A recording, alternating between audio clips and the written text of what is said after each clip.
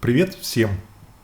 Сегодня у нас будет тыква, которая растет на живой изгороди. Это в конце ролика. Посмотрите, как это красиво и оригинально. А под зонтом я буду кормить лебедей в пиджаке. Это тоже такие редкие кадры. Посмотрите, почему именно я так поступаю. И будет большой сюжет про отношения лебедей в семье. Про то, что эти отношения порой складываются очень непросто, даже с элементами домашнего насилия. Но не брутального, а так. Это называется «в строгости держит». Итак, давайте смотреть. Начнем мы с лебедей. Дождливая погода. И вот когда дождь, Ирина им насыпает горошки в тазик. Просто потому, что идти на пирс под дождем ей не хочется. Вот. Первая, конечно, приходит голубка. Она такая хитрая. Вот. Она у них в семье очень хитрая. И она приходит, начинает там вот кокетничать. Начинает, в общем, выпрашивать. Вот. Чтобы ее заметили и что-нибудь вышли, вынесли. У меня с Ириной насчет того, чтобы насыпать горошки в тазик на террасе, есть идеологические разногласия. Именно поэтому я под дождем с зонтом и в пиджаке хожу на пирс. А Ирина, в общем-то, трудных путей не ищет. Она просто выходит. Вот смотрите, она вот тут, у нее игра с голубкой. Это лебедя, лебедиху зовут Голубка, кто не знает. Вот. Про них уже сериал, там, серия 50, а то 60 на канале. В прошлом году они нам птенцов привели, маленьких. Итак, вот у них идет диалог. Голубка говорит, вот ты бы, может быть, дала мне что-нибудь. А там снизу наблюдает за этим всем голубь, супруг. Вот там голова его высовывается. Ну, в общем, Ирина с ней, они друг друга троллят.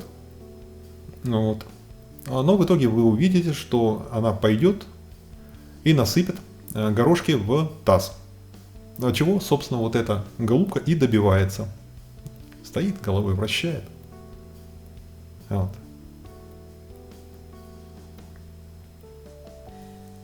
Ну, подарок оставила на террасе.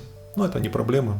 Шлангом быстро все убирается. Вот она щиплет. Ирина ее рукой. Это так. Ну, они играют. А в руке у Ирины как раз банка с горошками. Она трясет, привлекает внимание. Вот смотри, так. Ну, у них идет такое все. Она ее оббегает и насыпает в таз. Все, голубка первая и старается как можно быстрее все это съесть. Я же поступаю по-другому. Я считаю, что неправильно в тазик, который собственность котика Вилли. Про это есть видео на канале. Борьба за тазики. 2 видео. Поэтому я беру по-честному банку с горошками. Это сухой корм для водоплавающих. И под зонтом в пиджаке, потому что я как раз вернулся откуда-то, с какого-то мероприятия в пиджаке. И увидел лебедей, решил, чтобы не затягивать, вот, взять из машины зонт. У меня в багажнике всегда такой большой зонт. И сходить их покормить. Вот видите, они там уже все выдвигаются к пирсу. Ну, я долго не стал там, я открыл банку, по-быстрому мы им насыпал просто такое хорошее количество и ушел. Они уже сами там с горошками разберутся. Им, лебедям, им дождь вообще все равно. Они, в принципе, непромокаемые. Вот. Ну, и они не очень понимают, почему люди вот как-то странно себя ведут во время дождя. Ну, все. И вот смотрите, дальше будут развиваться интересные события. Вот голубь засек, что она что-то там хрумтит. То есть не просто воду пьет, а он услышал, что она явно хрумтит чем-то. И вот деловой такой идет и присоединяется. Она уже при этом, в общем-то, практически все съела, ему там ничего не осталось. Она говорит, да нет, тут ничего не было, вода чистая, вот водичку хлебаю и все. Вот. они воду пьют, так сказать, озираются. Голубка говорит, да нет, знать не знаю, ведать не ведаю ни про какие горошки, ничего. И они вдвоем выдвигаются опять на промысел. То есть их задача подойти и попросить еще. Вот Ирина раз, и дрогнула рука у нее. Она просто стукнулась об клюв голубя и просыпалась мимо таза. Вот это еще один минус, почему я против вот такого. И вот смотрите сейчас. Раз. То есть она попыталась вот эти горошки там начать собирать, а голубь ее легонько так щипнул. Ты, говорит, давай отсюда. И все, он там собирает, она крыльями перебирает ее. Ну, она уже свое получила на самом деле. Вот, еще кинул. Она тут же подходит и тут же. Опять давай. Вот. Стараясь не упустить. Не знаю, почему им так нравится этот корм, что они там добавляют, но им очень нравится. Вот другой ракурс. Голубка собирает тут все. Вот голубь только повернулся к ней, она раз, все, уходит. То есть у них в семье отношения такие достаточно строгие. Голубю хватает поворота головы, чтобы голубку построить. Вот смотрите, это другой день, солнечный. Они пришли вдвоем на террасу. И сейчас будет очень интересно. Вот, там в тазу только вода, никаких горошков нету, просто таз с водой. Там Вилечка воду пьет. И голубь пошел попить воды. И вот смотрите сейчас.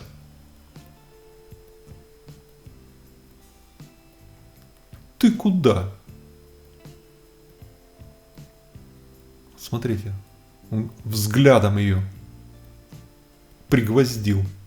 Она делает еще одну попытку. Ты куда, говорит. Вот змеюка, а? Злыдень старый. То есть ему ее даже бить не надо. Достаточно просто, строго посмотреть. Вот такие они, отношения в лебединой семье. И все. Он ей не дал воды попить. Там озеро целое с водой. Он ей, такой, злюка такая, он ей воды не дал попить. Вот так вот. Вот что значит воспитание. Да, у них не очень высокие отношения. Ну, вот эта парочка это постоянно приходит на террасу.